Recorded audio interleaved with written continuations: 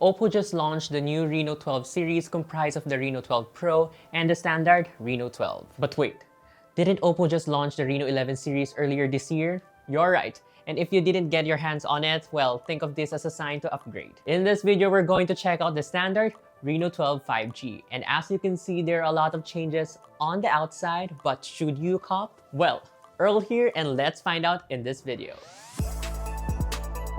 Alright, first up is the design, and we have a lot to talk about. As you can see, OPPO overhauled the design of the Reno 12 compared to its predecessor, the Reno 11. In this colorway, there's no doubt it looks good. The back panel is nice and smooth, and it is quite smudge resistant. The biggest and most obvious change is the camera island. You have a redesigned camera island that features the triple rear camera. It's now in a rectangular shape with a fluted bezel design. It looks a bit classy, especially since the fluted bezel design isn't as prominent in this color. As usual, you get the power button and volume rocker on the right side, and at the bottom, you'll find the dual SIM card slot with micro SD, the Type-C port, and the loudspeaker. The left side is clean, and at the top, you'll find the NFC port and the secondary mic. Overall, it feels nice to hold, and it's quite thin, measuring just 7.57mm thick and only weighs 177 grams. Moving on to the display. You get a 6.7-inch curved AMOLED screen. This being an AMOLED panel, it has really good colors and deep blacks. It also has 120Hz, making it great for playing games. At the same time, you get a smooth animation all around. Unfortunately, no adaptive tone that's only available on the Reno 12 Pro. It's also protected by Corning Gorilla Glass 7i. When using it outdoors, it's easy too since you have a bright screen. The maximum brightness is rated at 1200 nits. At the same time, you now have dual stereo loudspeaker, which sound great. Nice of OPPO to finally upgrade this to have stereo loudspeakers. Moving on to the cameras, the Reno 12 comes with a triple rear camera. It's highlighted by a 50-megapixel main shooter with OIS along with an 8-megapixel ultra-wide and a 2-megapixel macro shooter. From the time we explored this phone, the main camera takes great images in most lighting conditions. They come out sharp and the colors aren't overly saturated, meaning they still look natural.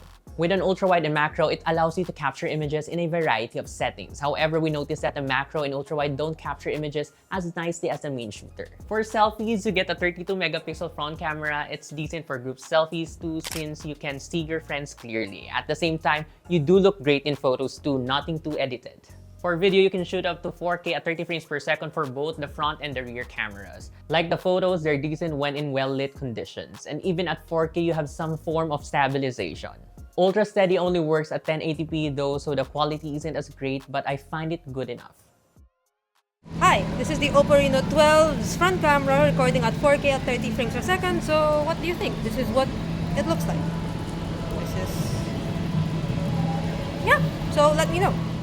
Under the hood, the Reno 12 is powered by a MediaTek Dimensity 7300 Energy chipset. Our unit comes with 12GB of RAM, and this phone can be ordered with up to 512GB of storage. If you need more space, you do have a micro SD slot to expand storage further.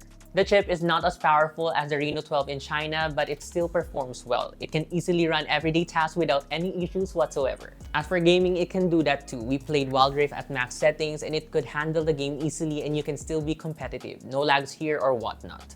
The Reno 12 runs on ColorOS 14.1 based on Android 14. The theme is really nice, especially the color-changing one that came from the factory. However, as with most OPPO phones, there is a lot of bloatware. To give you a better idea though, check out the benchmarks here.